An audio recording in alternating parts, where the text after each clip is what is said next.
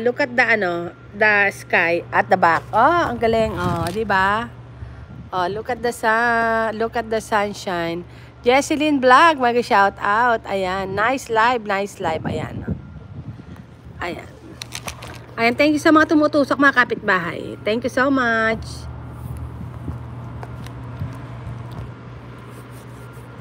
Good morning po, Jesselyn. Mega shout out. Ayan, Janex Vlog.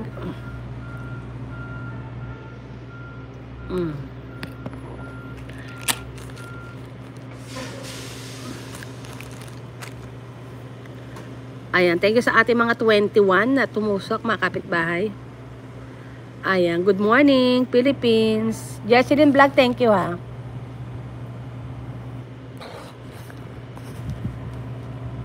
Ayan, parang malamig mga kapitbahay, grabe.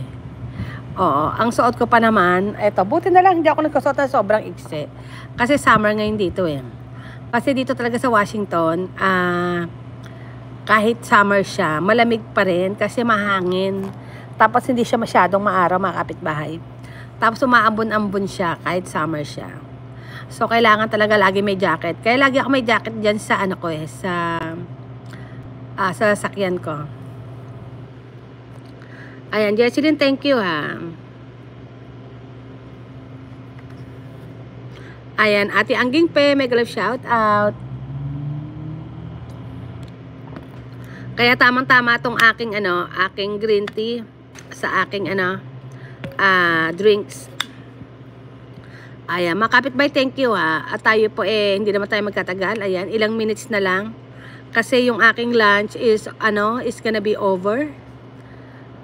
Ayan, thank you mga kapitbahay. Angging Pe, tamsak. Ayan, mamaya tamsak ako yung Angging Pe Ayan. Ayan, mga kapitbahay, patamsak si Angging Pe. Ayan, binabasyan link. Ayan, Jesselyn Vlog, thank you so much. Love na kapitbahay SA. Ayan, love-labin nyo na lang yung aking dyan, mga kapitbahay dyan. At yung aking mga member, Imelda Ingram, at saka po si Janex Vlog. Ayan, andyan si Angging Pe, nagbabasya.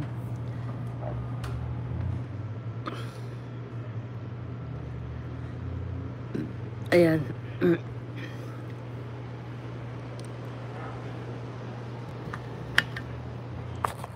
Ayan, thank you mga kapitbahay.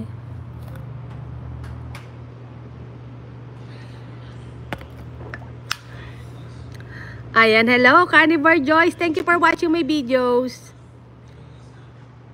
Ayan, thank you for watching my videos, Carnivore Joyce. Love, love, love.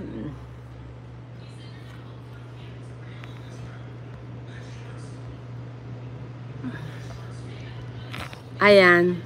Richard, you look like Filipino. Yes, I am Filipino and I sound like Filipino. Ayan, Richard, how did you know I'm Filipino? Ayan, Jesselyn Vlog, thank you. Richard, thank you so much.